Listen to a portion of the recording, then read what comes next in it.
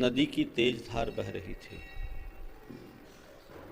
उस धार में दो तिनके भी बह रहे थे। एक तिनका नदी की धार से जूझ रहा था और दूसरा तिनका अहोभाव में भरा था। वो सोच रहा था कि ये नदी सागर तक की यात्रा के लिए निकली है, चलो कुछ कदम मैं भी इसके साथ चलूं। जो तिनका नदी की धार से जूझ रहा था, पानी के प्रवाह ने उसे उठा के एक तरफ फेंक दिया और जो नदी के धार के साथ बह रहा था वो सागर तक पहुंच गया। हमारा जीवन एक तिनके की तरह है और इस तिनके की तरह पाए हुए जीवन को हम किस तरह जीते हैं सब महत्वपूर्ण है। हम समय की धार से जूझते भी हैं तो समय के साथ धार के साथ बहते भी हैं। हमारे ऊपर है कि हम अहोभाव के साथ जिए या अपने आप से लड़ते झगड़ते हुए जिए। संसार में दो तरह के लोग हैं, एक वे जो हर पल सुख के गीत गुनगुनाते हुए जीते हैं और दूसरे वे जो हर पल भुन भुनाते हुए जीते हैं। अपने अंदर टटोल करके देखो तुम कैसे जीते हो, गुनगुनाते हुए जीते हो या भुन भुनाते हुए जीते हो। तुम्हारा जीवन आखिर कैसा है? अहोभाव से भरा जीवन है या अहम भाव से घिरा जीवन है? तुम्हें देखना है। जिसका हृदय अहोभाव से भरा है वो हर पल आनंद का अनुभव करता है और जिसके अंदर अहम भाव भरा है वो हर पल आकुलता की अनुभूति करता है। तुम देखो तुम्हारे भीतर क्या है। जीवन दोनों का है, अहोभाव में भरने वाले लोग भी और अहम भाव से घिरे रहने वाले लोग भी। संत कहते हैं अपने अहम भाव का अभाव करके अहोभाव का आविर्भाव करना ही हमारे जीवन का मूल लक्ष्य होना चाहिए। अहम भाव का विसर्जन करो, अहोभाव की उत्पत्ति करो। देखो तुम्हारे जीवन का कैसा काया पलट होता है। वस्तुतः संसार में जो सुखी हैं वे या दुखी हैं वे, इनके पीछे मूल कारण हमारे अंदर की भावना है, हमारे भीतर के भाव है। एक भाव है जो हमें सुखी बनाता है और एक भाव है जो हमें दुखी बनाता है। भाव से ही मनुष्य सुखी होता है, भाव से ही मनुष्य दुखी होता है। जब कभी भी सुखी और दुखी मनुष्य की चर्चा आती है, हमारी दृष्टि बाहर की चीज़ों पर जुड़ जाती है। किसी भी व्यक्ति से बात करो तो वो कहता है मैं इस कारण से दुखी हूँ, मैं उस कारण से दुखी हूँ। अभी आपसे पूछा जाए भैया आपको किस बात का दुख है, तो शायद आप 50 कारण गिना दोगे। मैं इस वजह से दुखी हूँ, मैं इस चीज़ की वजह से दुखी हूँ। आप चीज़ों के कारण अपने आप को दुखी महसूस करते हो, आप परिस्थितियों के कारण अपने आप को दुखी महसूस करते हो। कुछ लोग अपने नसीब को अपने दुख का कारण बता देते हैं, क्या करूं मेरा नसीब ही खोटा है, ये परिस्थितियां मेरे अनुकूल नहीं है, संयोग मेरे अनुकूल नहीं है। पर संत कहते हैं ऐसा कुछ भी नहीं है। सुखी होने के लिए संयोगों की कोई आवश्यकता नहीं। सुखी होने के लिए केवल अपने मन को मोड़ने भर की देर है। तकदीर मनुष्य को अमीर और गरीब बना सकती है,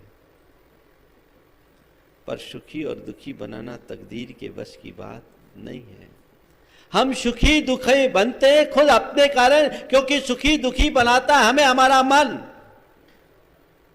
एक व्यक्ति है जो तमाम अभाव और अल्पताओं में जीते हुए भी मुस्कुराते हुए जीता है, और एक व्यक्ति है जो एयर कंडीशन में भी रोते रोते करवटें बदलते बदलते रात गुजारता है। आखिर क्या कारण है? सुख दुख का मूल संबंध किससे है? हमें जानने की जरूरत है और अपने जीवन को सदाबहार सुखी बनाए रखने का मंत्र खोजने की आवश्यकता है।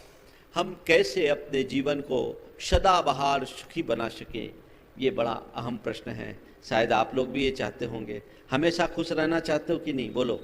हाँ, एवरग्रीन है ना, हमेशा हैप्पी, हर पल हैप्पी हैप्पी बने रहना चाहते हो, सदाबहार प्रसन्न रहना चाहते हो, हर पल खुश रहना चाहते हो। बोलो, रहना चाहते हो कि नहीं?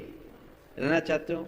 आज मैं कुछ मंत्र दूंगा आपको। उस मंत्र को आपने आत्मसात कर लिया तो दुनिया की कोई ताकत तुम्हें कभी दुखी नहीं बना सकती। सबसे पहले सुख और दुख के मूल को समझने की कोशिश करो। आप अपने मन को टटोलो। आप सुखी कब होते हैं? अपने आप को सुखी महसूस कब करते हैं? बोलो, आपको बताना है। कभी सुखी हुए कि नहीं हुए ये तो बताओ। महाराज कभी कभी बड़ा सुख लगता है। अभी सुख लग रहा है कि दुख? हाँ, सुख लग रहा है। क्यों लग रहा है? अभी आप अपने आप को बड़े सुखी और प्रसन्न महसूस कर रहे हैं, आपके चेहरे की भावभंगिमा बता रही है आप बड़े खुश हैं। क्यों हैं? हाँ, बोलो, थोड़ा जोर से तो बोलो। हमारा सानिध्य मिल रहा है इसलिए। हमारे सानिध्य में ऐसा क्या है? हमारे सानिध्य में ऐसा है क्या? जैसे आप वैसे हम। फिर खुश क्यों? फिर सुख क्यों? पड़ताल करो। क्यों? मेरे पास ऐसा क्या है जिसके कारण तुम खुश हो? क्या है? बोलो तो। तुम लोग बोलती बंद क्यों हो जाती?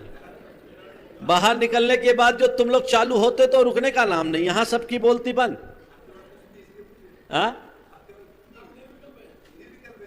निर्विकल्प है तो मेरे निर्विकल्प होने से तुम्हें खुशी क्यों है? हाँ, बताओ, मेरे निर्विकल्प होने से तुम्हें खुशी क्यों? आप कहते हो मेरे पास विकल्प है, आप निर्विकल्प हो इसलिए खुशी हैं। तो तुम एक दूसरे धनी को, तुम खुद निर्धन हो, कोई धनी दिखता है उसको देखकर खुशी होते हो क्या? मैं निर्धन हूं, आप धनी हो इसलिए मैं खुश हूं। क्यों खुशी है? हाँ हाँ, बोलो बोलो।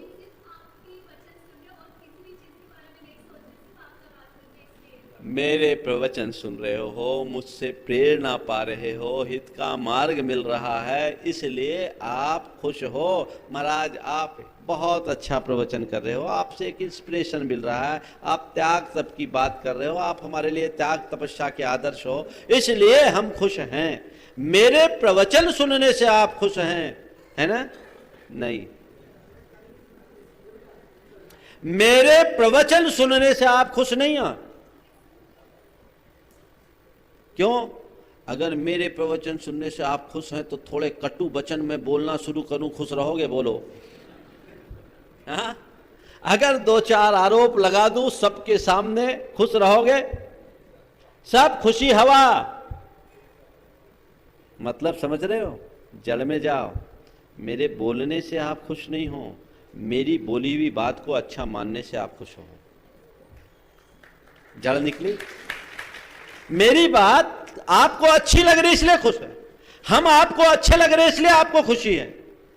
तो जो हमें अच्छा लगता है वो हमें सुख देता है, इससे उलट जो हमें बुरा लगता है वो दुख देता है ना? अब तक का अनुभव, सुख दुख का निचोड़ यही है। जो तुम्हें अच्छा लगता है वो तुम्हें सुख देता है और जो तुम्हें बुरा लगता है वो तुम्हें दुख देता है। सबका अनुभव है, इसमें कोई अंतर, सबका एक सा अनुभव है। ठीक, अब थोड़ा देखो, जो तुम्हें अच्छा लगता है हमेशा अच्छा लगता है। बोलो। अभी आप प्रवचन बहुत रस लेकर के सुन रहे हो और आज मैं कह दूं कि आज मैं निर्विकल्प होकर के आया हूं, सुबह से शाम तक सुनाऊंगा, क्या होगा? क्या होगा? क्या मत अच्छा लग रहा है? सुनो, क्या कहानी है। जो हमें अच्छा लगता है वो सुखदायी होता है और जो हमें बुरा लगता है वो दुखकर होता है। ये रोज का अनुभव है। पर मुश्किल ये है, जो हमें अच्छा लगता है वो हर पल अच्छा नहीं लगता और जो बुरा लगता है वो हमेशा बुरा नहीं लगता। कभी अच्छा बुरा बन जाता है और बुरा कभी अच्छा बन जाता है। ये जीवन का अनुभव है कि नहीं है? चीजें जहां की तहां है। जिसे हमने अच्छा माना वो भी वैसी की वैसी है, जिसे हमने बुरा माना वो भी वैसी की वैसी है। लेकिन वो अच्छी चीज बुरी लगने लगी, बुरी चीज अच्छी लगने लगी। ये खेल कौन खिलाता है? जड़ में आइए, कौन खिलाता है? मन। और मन कैसा है? पल पल में रंग बदलने वाला। तो अब बताओ, आप सोचते हो मेरे पास धन का अभाव है इसलिए मैं दुखी हूं, तो धन पा जाओगे तो सुखी होगे, ये सुनिश्चितता है? मेरे पास संतान का अभाव है इसलिए मैं दुखी हूं, तो संतान पाने के बाद सुखी हो जाओगे पक्का? मेरा स्वास्थ्य अनुकूल नहीं है इसलिए मैं दुखी हूं, तो स्वस्थ हो जाने के बाद तुम सुखी होगे तय? मैं साधनहीन हूं इसलिए दुखी हूं, साधन संपन्न होने के बाद तुम सुखी हो जाओगे। चलो, हो जाने की बात छोड़ो, जिनके पास धन है क्या वो सुखी हैं? जिसके पास संतान है क्या वो सुखी हैं? जो स्वस्थ हैं वो क्या सुखी हैं? जो साधन संपन्न है वो क्या सुखी हैं? क्या बोलता है अनुभव? सबकी कहानी एक सी है। पल पल में रंग बदलता है। हमारे मन के ऊपर सब कुछ अवलंबित होता है। मन कब पलटा खा जाए कोई पता नहीं। देखिए हमारे मन की कहानी, मन कैसे कैसे बदलता है और कैसे कैसे हम सुखी से दुखी हो जाते हैं। प्रचंड धूप में आप चल रहे थे, एक पेड़ के नीचे बैठ गए, पीछे से दरवाजा खुला, एक व्यक्ति निकला। भाई साहब प्यासे दिख रहे हो, पानी लाऊं क्या? हाँ हाँ बड़ी कृपा होगी, है ना। वो चला गया पानी लाने। आप क्या सोच रहे, कितना भद्र आदमी है,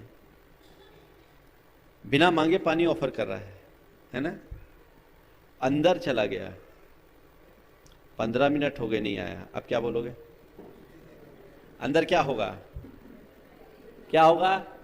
गालियां काढ़ोगे कि नहीं? बोलो ईमानदारी से। महाराज पूछो मत क्या बोलेंगे। क्या हो गया? उसने आपसे कुछ लिया नहीं है अभी तक, केवल देने का ऑफर किया और अभी तक आया नहीं।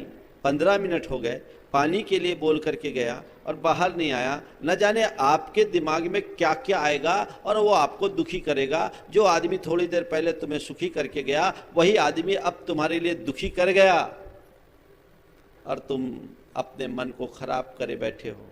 प्यास से भी ज़्यादा ताप तुम्हारे दिमाग में बढ़ गया। वो कह के गया पानी का और लेकर नहीं आया। अब 15 मिनट बाद वो आया। अभी थोड़ी देर पहले तक, 1 सेकेंड पहले तक तुम गालियां दे रहे थे। वो आदमी आया और कहा माफ़ करना विलम्ब के लिए। विलम्ब के लिए माफ़ करना। सोचा गर्मी प्रचंड है, केवल पानी से काम नहीं चलेगा, इसलिए सोचा शरबत लेकर के आ जाओ। अब बोलो और क्या होगा? अब क्या बोलोगे? बोलो ईमानदारी से। हाँ, चेहरा खिलेगा, हाँ, बत्ती से एकदम निखरेगी। अरे क्या बढ़िया आदमी है, पानी का ऑफर करके शरबत पिला रहा है। अभी भी शरबत आया नहीं है। ये मन है, पल पल में बदलता है, पल पल में बदलता है। मन को संभाल लो तो जिंदगी संभलेगी, और मन अगर तुम्हारे संभाल से बाहर है तो तुम्हारा हाल बुरा हाल होगा। एक छोटे से निमित्त से भी हमारा सारा सुख शांति सुकून नष्ट हो जाती है। दिवाली का समय, पति घर की सफाई में लगा, अचानक उसके हाथ एक पुस्तक लगी। पुस्तक पलट कर देखा तो उसमें एक कागज का पन्ना था। खोल करके देखा तो एक पत्र था। वो पत्र आज से 35 वर्ष पहले शादी से पूर्व उसकी धर्मपत्नी को उसके प्रेमी ने लिखा था। शादी से पूर्व आज से 35 वर्ष पुराना पत्र था जो उसकी धर्मपत्नी को उसके प्रेमी ने लिखा था। पत्र पढ़ रहे हैं, अच्छा ये बात है, मैं तो इस पर जान छिड़कता था, ये तो उल्टा निकली। आग लग गई। क्या हो गया? अभी तक तो पत्नी आपकी परम बल्लभा थी, प्राण प्यारी थी, ओ मेरी पत्नी, और अब पत्नी वही, पत्नी का व्यवहार वही, सब कुछ वही। क्या बदला? क्या बदला? और मन को किसने बदल दिया? एक कागज के टुकड़े ने। महाराज कागज का टुकड़ा तो बहुत बड़ी चीज है। एक वाक्य हमारा दिमाग बदल देता है। पल में मूड बनता है और पल में मूड खराब होता है, और यही बनने और बिगड़ने के चक्कर में हम अपने जीवन का संतुलन बिगाड़ डालते हैं, हर पल दुखी रहते हैं। पल पल में मन बदलता है और हम सुखी से दुखी हो जाते हैं। और बताऊं, और 2-4 उदाहरण ले लूं ताकि आगे की बातें आपको समझने में पक्की हो जाए। ग्राहक आपके पास आता है, देखती बाछे खिलती है, क्या बढ़िया, हमारा परमानेंट कस्टमर है, और पेमेंट डुबा दे तो, पेमेंट रोक ले 6 महीने से, तो जिस ग्राहक को देखते ही तुम्हारी बाछे खिलती है, अगर पेमेंट रोक ले तो छाती फटने लगती है, आग लग जाती। होता है कि नहीं होता? क्या हो गया? ग्राहक तो वही है। जो बेटा अपने अरमानों से भर करके बेटे की शादी की, खूब रुपया खर्चा किया, घर में बहू को लेकर के आए, 6 महीने बाद बाप बेटे में खटपट हो गई, बेटे ने अपना अलग घर बसा लिया। कल तक जो बेटा श्रवण कुमार था उसी में कंस की शक्ल दिखती है कि नहीं दिखती? बोलो क्या हो गया? सारा खेल मानसिकता का है। हमारी मानसिकता अच्छी हो तो सब कुछ अच्छा, और मानसिकता खराब तो सब कुछ खराब। ये निचोड़ है कि नहीं जीवन का? बोलो। तो अब अपनी मानसिकता को ठीक रखने के लिए कुछ सूत्र दे रहा हूं। ये बीमारी तो तुम्हें पता है, सबको पता है, सब भोग रहे हैं, पर मैं आज आपको कुछ सूत्र देता हूं जो तुम्हारी मानसिकता को ठीक बनाए रखने में सहायक बनेगी। और यदि इसे तुमने अपना लिया, जीवन में कोई ताकत तुम्हें कभी दुखी नहीं बना सकती। नंबर 1, सकारात्मक सोचो। हर बात को पॉजिटिवली लो। वो पत्र देखकर दिमाग खराब हो रहा है। अगर तुम्हारी सोच पॉजिटिव होती तो तुम ये सोचते कि अरे वाह, मेरी पत्नी का कितना बड़ा त्याग है कि ऐसे प्रेमी को छोड़कर मुझ पर प्रेम बरसा रही है। 35 वर्षों में आज तक कभी शिकायत का अवसर नहीं दिया। वो व्यक्ति कभी दुखी होगा? और ये हकीकत है। उस प्रेमी से मोह छोड़ी, उसके पत्र में एक एक शब्द ऐसे लग रहे हैं जैसे अमृत है, और मैं तो जीवन भर उसको कोसता रहा हूं, कैसा कड़वा बोलता हूं, फिर भी वो मेरे प्रति प्रेमपूर्ण व्यवहार करती। मुझ जैसे क्रोधी सन की झक्की को 35 वर्ष तक निभा दी। ये कम बड़ा रिकॉर्ड है? अगर ऐसी सोच हो जाए तुम्हारी तो दुखी होगे। क्या होता है? मनुष्य की एक बड़ी दुर्बलता है, सब चीजें वो अपने हिसाब से चलता है, सोचता है, और उसमें उसके जीवन का संतुलन बिगड़ता है, इसीलिए वो दुखी होता है।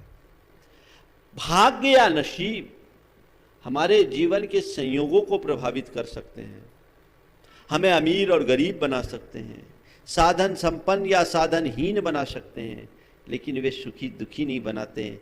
हमें सुखी दुखी बनाता है हमारा अपना मन। अगर मन को हमने ठीक तरीके से जोड़ लिया, मन को साध लिया, तो जीवन में कहीं कोई बाधा नहीं। और जो मन को साधने में असमर्थ है वो सारी दुनिया की संपत्ति पाले तो भी वो कभी सुखी नहीं हो सकता। सोच सकारात्मक रखिए। हर क्षेत्र में कोई भी कार्य कीजिए, उसमें देखिए कि मुझे पॉजिटिव सोचना है। पॉजिटिव सोचते ही आपका मन बदल जाएगा। जिस बात को लेकर मन अधीर हो रहा है, उसी बात को लेकर मन आनंदित हो जाएगा। जहां आकुलता है वहीं प्रसन्नता आ जाएगी। खेल तो मन का है। मन बड़ा विचित्र है। आप किसी के घर गए, मेहमान हुए, उसने आपको दूध पिलाया, और दूध आधा गिलास हो, मेवा डाला दूध, मेवा मिश्रित दूध है, आधा गिलास दूध है। अब आपके मन में 2 प्रतिक्रिया हो सकती है। पहली प्रतिक्रिया तो ये, कितना बढ़िया आदमी है, दूध भी पिलाया, तो मेवा डला दूध, मेवा मिश्रित दूध पिलाया, बढ़िया दूध, शानदार दूध। एक प्रतिक्रिया तो ये। और दूसरी प्रतिक्रिया आप ये भी कर सकते, कैसा खट्टूस आदमी है, कैसा खट्टूस आदमी है, दूध भी पिलाया तो आधा गिलास। अब आप बोलो क्या प्रतिक्रिया आपकी? संभावनाएं दोनों हैं, व्याख्या हमें करनी है। यदि हम सकारात्मकता से भरे होंगे तो हर चीज में मुझे सकारात्मकता दिखेगी और वो हमारे जीवन को आनंदित करेगी। और यदि मेरे अंदर नकारात्मकता है तो मुझे कुछ भी अच्छा नहीं लगेगा, कुछ भी रुचिकर नहीं लगेगा। हर चीज में मैं कमियां निकालूंगा, शिकायतें करूंगा। कुछ लोग हैं जो हर बात पे शिकायतें करते हैं, उनको कभी संतुष्टि ही नहीं, बस कितना भी कर दो, कुछ भी हो, उनको कभी शांति नहीं मिलती। संत कहते भैया हर बात को पॉजिटिव तरीके से लेकर के चलोगे तो जीवन में आनंद आएगा, और यदि तुम नेगेटिव वे में जाओगे कभी सुखी नहीं रहोगे। आज के समय में लोगों की नेगेटिविटी बहुत तेजी से बढ़ रही है। इस बढ़ती हुई नकारात्मकता का एक परिणाम है कि सब कुछ होने के बाद भी मनुष्य की हालत बदहाल है। ऊपर से साधन संपन्न हो गया है, भीतर से बहुत कमजोर है, दुर्बल है। कारण उसके अंदर की आध्यात्मिक शक्ति नष्ट हो गई। अध्यात्म हमारे जीवन की आंतरिक शक्ति है, उस शक्ति को अपने भीतर उजागर करना चाहिए। वो उद्घाटित हो गई तो तुम सब प्रकार के अभावों में भी प्रसन्नता से जी सकोगे, और उस शक्ति के अभाव में सहंसा भी बन जाओ तो तुम्हारी स्थिति ठीक नहीं होगी। तो पहला सूत्र है, सकारात्मक सोचिए, हर बात को सकारात्मक लहजे में लीजिए, अपना नजरिया ठीक रखिए, आप कभी दुखी नहीं हो सकोगे। कैसा दृष्टिकोण होना चाहिए?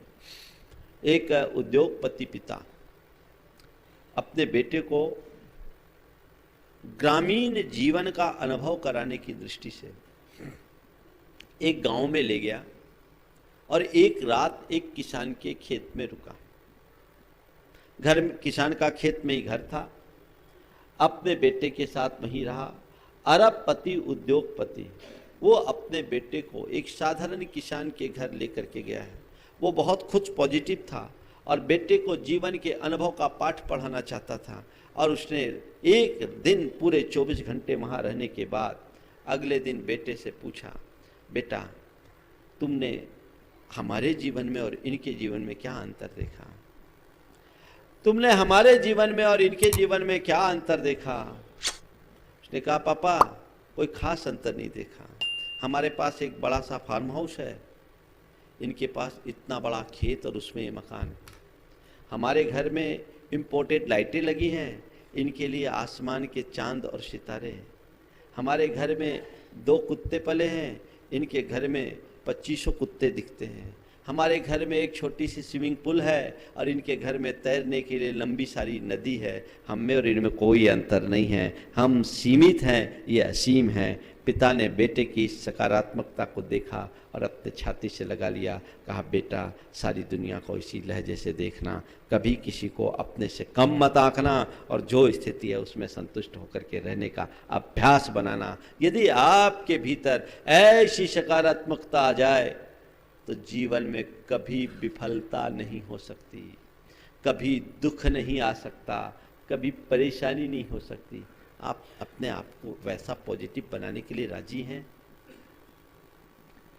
ध्यान रखो, परिस्थितियों को बदलना हमारे वश में नहीं है, पर स्वयं को परिस्थितियों के अनुरूप ढाल लेना हमारे हाथ में है। ये हमें तय करना है हम क्या करते हैं। परिस्थितियों के अपने अनुरूप ढालते हैं या स्वयं को परिस्थितियों के अनुरूप ढालते हैं। परिस्थितियों को अपने अनुरूप हम तब तक नहीं ढाल पाएंगे जब तक संयोग हमारे अनुकूल नहीं होंगे, लेकिन स्वयं को परिस्थितियों के अनुकूल ढालना बड़ा आसान है। अगर हमने अपना मन बदल लिया, सब कुछ सहजता से हमारे साथ जुड़ जाता है और वहीं हमारा जीवन दुखी होने से सुखी हो जाता है। पहला सूत्र, सकारात्मक सोचिए। नंबर 2, विधि के विधान पर विश्वास कीजिए। विधि के विधान पर विश्वास। संसार के जितने भी संयोग हैं ये विधि के विधान से संचालित है, हमारे हाथ में नहीं है क्या? बोलो, क्या तुम्हारे हाथ में है?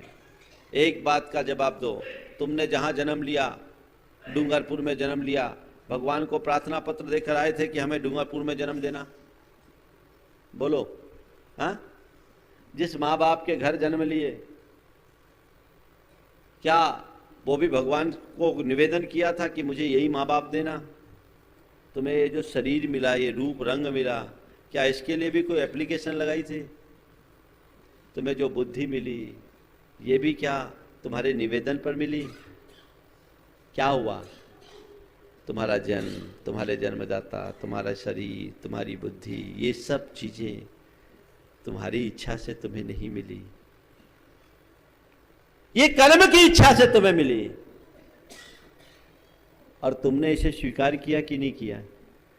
बोलो, कभी मन में ऐसा आता है, भगवान कहाँ पैदा कर दिया डूंगरपुर में, कहीं अमेरिका में जन्म लिया होता तो ज़्यादा अच्छा होता।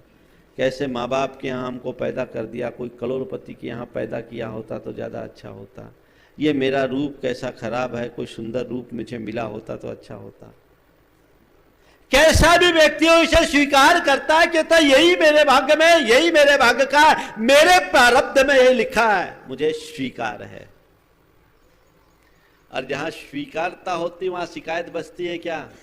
बोलो, तुम्हें अपने जन्म स्थान का, अपने जन्मदाता का, अपने शरीर का, अपनी बुद्धि का कोई भी दुख है?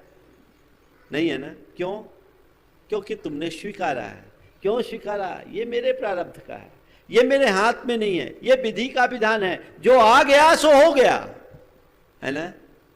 तो संत कहते हैं जैसे इन बातों को स्वीकारा, जीवन में घटित हर प्रसंग को, जीवन में घटित हर परिस्थिति में, जीवन में घटित हर संयोग को स्वीकारना शुरू कर दो, कभी दुखी नहीं होगे। यही तो मंत्र है। अनुकूलता हो तो विधि का विधान, प्रतिकूलता हो तो विधि का विधान, सुख हो तो विधि का विधान, दुख हो तो विधि का विधान, लाभ हो तो विधि का विधान, नुकसान हो तो विधि का विधान। अगर इसे मान करके चलोगे तो कभी दुखी हो सकोगे? बोलो। और ये बात बताओ, जो मैं बोल रहा हूं ये विधि का विधान है या तुम्हारा अपना प्रावधान है? हाँ, विधि का विधान है ना? तो भैया जब विधि का विधान ऐसा है ही, उसमें मेरा अपना कोई प्रावधान चल नहीं सकता, तो एक्सेप्ट करने में क्या दिक्कत है? एक्सेप्ट करते हैं, पर हार थक कर खूब माथा पच्ची कर लो, फिर कहते क्या करें, कर्म का उदय ही ऐसा है। अरे भाई, इतना घूम फिर करके क्यों आते हो? पहले ही स्वीकार लो ना। अंजना के ऊपर इतना दुख आया, अंजना दुखी हुई? बोलो, अंजना दुखी हुई? अंजना दुखी नहीं हुई, कष्ट उसके जीवन में आया। उसने किसी को नहीं कोसा। पति के घर से ठुकराने के बाद पिता के घर का दरवाजा भी उसके लिए बंद हो गया। उसने कोई शिकायत नहीं की। कहने को अबला थे, लेकिन उसने बड़े बड़े शबलों को लिए भी एक बहुत बड़ा सबक दे दिया। कहा चलो ठीक, अब मेरे कर्म का उदय है, कर्म मुझे जहां ले जाएगा मैं वहां जाऊंगी। यदि वो टूट जाती तो या तो आत्महत्या कर लेती या किसी गलत रास्ते पर निकल गई होती। लेकिन उसने कहा नहीं, ये कर्म का विधान है, कर्म का खेल है, कर्म मुझे जैसा खेल खिला रहा है मैं खेलूंगी। चलो, अब कर्म मुझे जहां ले जाएगा मैं वहां चलने को तैयार हूं। भयानक जंगल में चले गई और देखो कैसा कर्म का खेल, कैसा ये विधि का विधान। अंजना के पेट में तदभव मोक्षगामी कामदेव हनुमान है। ऐसे पुण्य पुरुष को अपने पेट में रखे, और जिस दिन से हनुमान पेट में आए उसी दिन से उसका पेट में आए उसी दिन से उसका खेल बिगड़ा। अच्छे अच्छे पुण्यवंतों को भी विपत्तियों का सामना करना पड़ता है। इसलिए जीवन में आगत विपत्ति से कभी विचलित मत होना, एक पाठ लेना। कितनी भी बड़ी विपत्ति हो विचलित मत हो, कर्म का उदय है। मैं हंस के सहूं तो और रो के सहूं तो सहना तो मुझे पड़ेगा ही। स्वीकार लूंगा तो मेरा दुख हल्का हो जाएगा और प्रतिकार करूंगा तो दुख भारी होगा। अंजना ने उसे स्वीकार किया। भयानक जंगल में उस घड़ी कोई नहीं, एक बसंत तिलका नाम की उसकी सखी मात्र थी उसके साथ। ऐसे जंगल में जहां सूरज की किरणें भी जमीन पर ना पड़ती हो, जहां बड़े क्रूर और भयानक जानवर रहते हों, उस जंगल में अंजना ने अपने पूरे 9 माह काटे। और वही हनुमान को जन्म दिया। काय पर? पत्तों के बिछोने पर। एक चादर भी नहीं थी उसके पास, पत्तों के बिछोने पर जन्म दिया। वहां कोई थाली बजाने वाला भी नहीं था।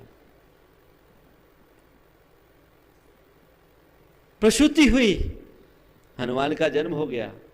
हनुमान का जन्म होते ही उधर मामा की दृष्टि पड़ गई, और देखो कर्म का खेल। मामा उसे लेकर के जाने को उद्यत हुआ, विमान से सद्य प्रसूत हनुमान नीचे गिर गए। और वाह रे कर्म का खेल, हनुमान नीचे गिरे, अंजना और बाकी सब तो एकदम कांप उठे, हतप्रभ रह गए, ये क्या हुआ। लेकिन नीचे आकर देखते हैं तो देखते हैं वो हनुमान मस्त अंगूठा चूसता हुआ पड़ा है। जिस शिला पर वो गिरा वो चकनाचूर हो गया। ये खेल है बंधुओं। ये घटना तो पौराणिक काल में हुई, रामायण युग में हुई। अभी 8 साल पहले मेरे संपर्क के एक व्यक्ति नैनीताल गए हुए थे।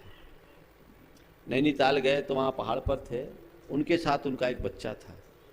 गोद में खेलते खेलते अचानक ऐसी असावधानी हुई, 350 फुट नीचे गिर गया।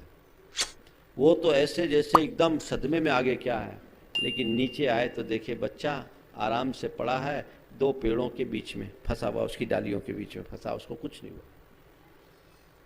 350 फुट नीचे जाने के बाद भी छोटा सा बच्चा, 10 महीने का बच्चा था, नीचे गिर गया, बच गया। जाके राखे साइया, मार सके ना कोई। ये विधि का विधान है। मैं आप सबसे कहूंगा, विधि के विधान पर विश्वास रखिए। लाभ में नुकसान में, पाने में खोने में, संयोग में वियोग में, अच्छे में बुरे में, सब में यदि आप विधि के विधान पर विश्वास करके चलोगे तो मन कभी व्याकुल चित्त नहीं होगा। करना शुरू कीजिए, जो है भाई ठीक, विधि का विधान चलेगा। एक सेठ था,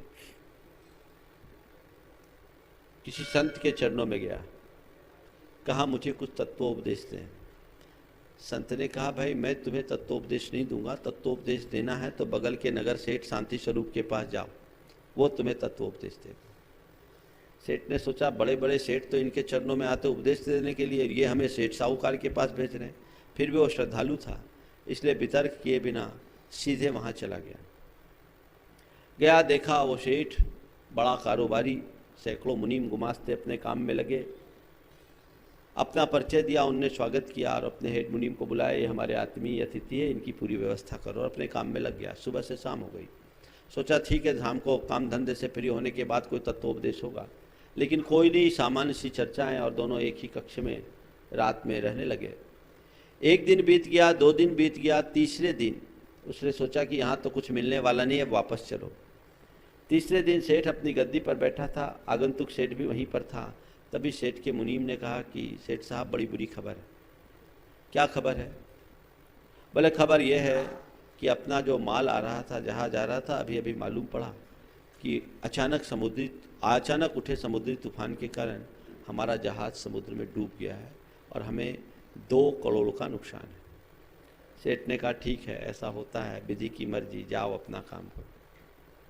ठीक है, ऐसा होता है, विधि की मर्जी, जाओ अपना काम करो।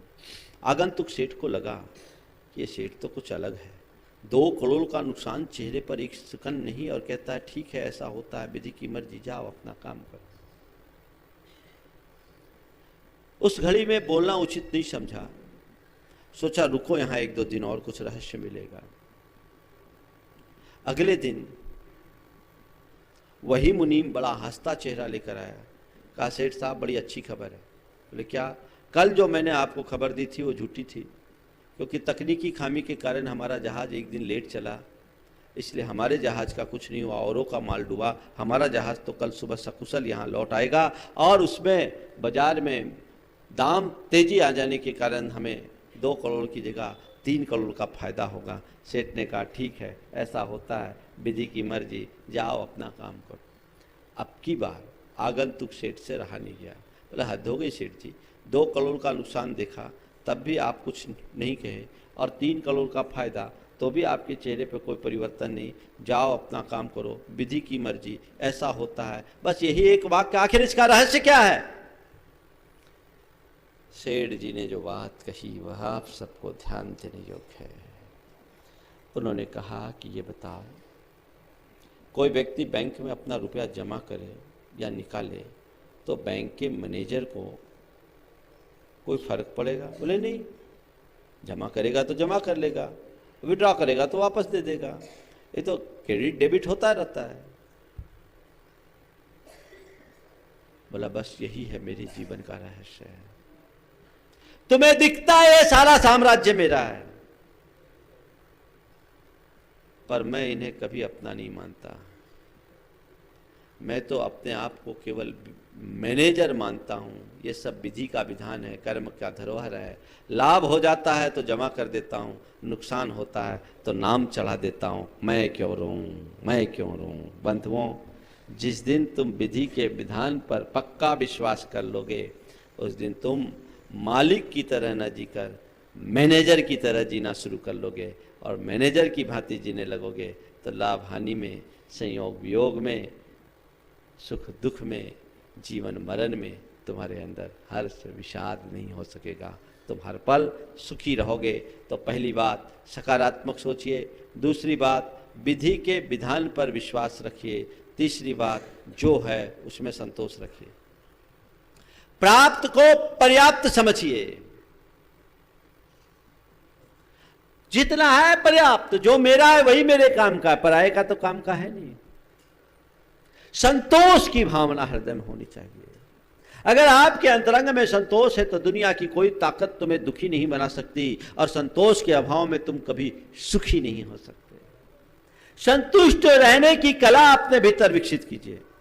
हर पल मुझे संतोष रखना है, हमेशा मुझे संतोष के भाव से जीना है। मेरी जो स्थिति है ठीक है, सफिशिएंट है। और एक बात बताओ, जो तुम्हारा वही तुम्हारे काम में आएगा कि औरों का तुम्हारे काम में आने वाला है? तो जो मिला है उसमें संतोष करो। प्राप्त को पर्याप्त समझो। एक बात बताऊं, एक बार एक युवक आया, बहुत कारोबारी, बड़ा कारोबारी, और उसे जो भी काम बताओ उस काम में लग जाए। उसकी धर्मपत्नी उससे बड़े परेशान थी। उसने कहा, महाराज इनको समझाओ कि ये थोड़ा अपने परिवार पर ध्यान दे, अपने स्वास्थ्य को ध्यान दे, थोड़ा धर्म ध्यान पर भी ध्यान दे। रात दिन बिजनेस बिजनेस बिजनेस बिजनेस की रट लगाते लगाते हम तो इनसे तंग आ गए। मैंने उनकी तरफ देखा, पूछा भैया क्या बात? बोला महाराज थोड़ा पर्याप्त कमा लूँ फिर मुड़ूंगा। हमने कहा भैया ये बताओ पर्याप्त की सीमा क्या है? कितने को पर्याप्त कहेगा? आज तेरे पास क्या कमी है? रहने को अच्छा घर है, घूमने के लिए अच्छी गाड़ियां हैं, मौज मस्ती के लिए तेरे पास अच्छे साधन हैं। तो हमेशा जब सफ़र करता है तो एजुकेटिव क्लास में करता है, इकोनॉमिक क्लास में नहीं करता, एजुकेटिव सूट में घूमता है, लग्जरी कार में घूमता है, अच्छे ब्रांडेड कपड़े पहनता है, अच्छा खाता है पीता है। इसके अलावा तुझे और क्या चाहिए? पर्याप्त हो जाए। ध्यान रखना, इस पर्याप्त को की सीमा को पूरा करने के लिए तुम्हारा जीवन अपर्याप्त है। पूरा जीवन खपा दोगे तो भी पर्याप्त नहीं होगा। इसलिए अवधारणा बदलो, प्राप्त को पर्याप्त समझो। प्राप्त को पर्याप्त मानो तो ठीक, नहीं तो संकट व्याप्त। और देखो क्या हाल है, एक आदमी को 4 रोटी की भूख हो, 2 रोटी मिल जाए, भूख आधी होती कि नहीं? रोज का अनुभव। 4 रोटी की भूख थी, 2 रोटी मिल गई, भूख आधी हो गई, है ना? 10 लाख की चाह थी, 5 लाख मिल गए, चाह आधी होती?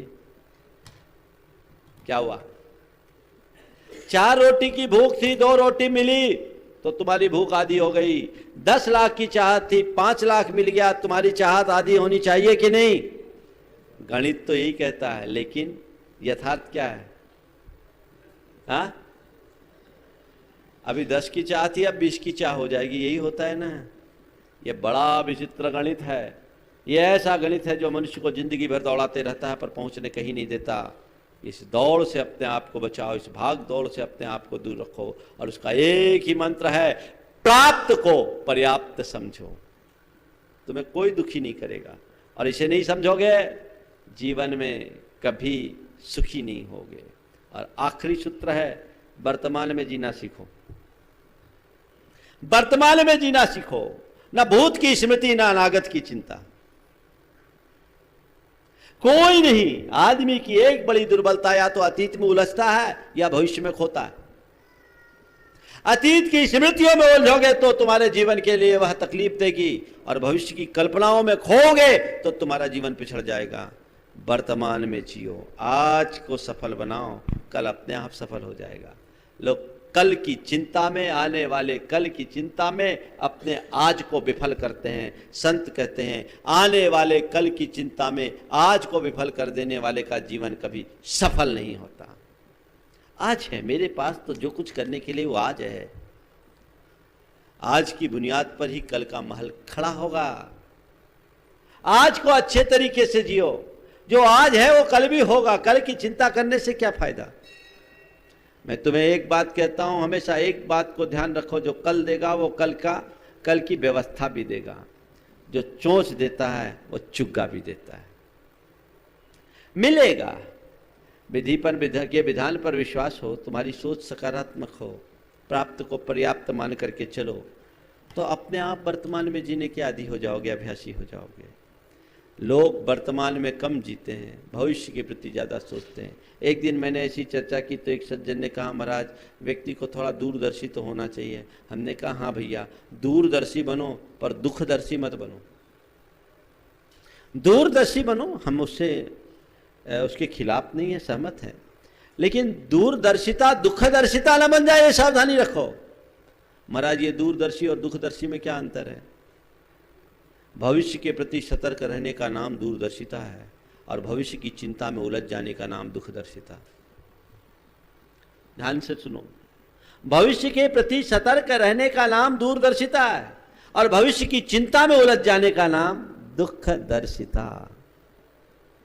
तुम भविष्य के प्रति सावधान हो तो वर्तमान का कदम फूक फूक कर रखो। यही भविष्य के प्रति सावधानी का एक उदाहरण है। गाड़ी चला रहे हो, एक्सीडेंट ना हो तो उसका उपाय क्या है? ये चिंता करना कि एक्सीडेंट ना हो, एक्सीडेंट ना हो, एक्सीडेंट ना हो, या अच्छे से ड्राइव करना, जागरूकता पूर्वक ड्राइव करना। कौन सा फार्मूला अच्छा, पहला वाला बाद वाला? यही अपनाते हो ना। गाड़ी चलाते समय तुम क्या सोचते हो? सावधानी से गाड़ी चलाऊं कि कहीं एक्सीडेंट ना हो जाए, कहीं एक्सीडेंट ना हो जाए, कहीं एक्सीडेंट ना हो जाए। अगर ये सोचोगे तो ना होगा तो हो जाएगा। तो कहीं एक्सीडेंट ना हो, कहीं एक्सीडेंट ना हो, इस शंका में उलझना दुखदर्शिता है और सावधानी पूर्वक रफ्तार के साथ गाड़ी चलाना दूरदर्शिता है। देखो, अपने मन से पूछो तुम्हारा स्थान कहाँ है, दूरदर्शी में या दुखदर्शी में? तुम अपने भविष्य के प्रति सजग हो या भविष्य के प्रति चिंतित? अगर चिंतित रहोगे तो कोई हल नहीं निकलेगा और सजग रहोगे तो कोई समस्या नहीं रहेगी। चिंतित रहोगे तो कोई हल नहीं निकलेगा, सजग रहोगे तो कोई समस्या नहीं होगी। आजकल लोग चिंतित रहते हैं, इसलिए समस्याएं खड़ी होती जाती है। एक के बाद एक के बाद एक समस्याएं मुंह बाएं खड़ी होती है। और सजग रहोगे सारी समस्याएं समाप्त। क्या चाहते हो, समस्या या समाधान? सजग रहिए, सजगता को अपनाइए, वर्तमान में जिए, चिंता करने की जरूरत नहीं है। आज में जीने वाला व्यक्ति हर पल आनंद में जीता है और जो आज को खो देता है उसके जीवन में हर पल आकुलता होती है। तो सदाबहार खुश रहने के लिए आज 4 सूत्र मैंने आप सबको दिए हैं, उन सूत्रों को ध्यान में रखें। सकारात्मक सोचिए, विधि के विधान पर विश्वास रखिए, प्राप्त को पर्याप्त समझिए और आज में जीने का अभ्यास कीजिए। वर्तमान में जीना शुरू कर दीजिए, जीवन महान होगा।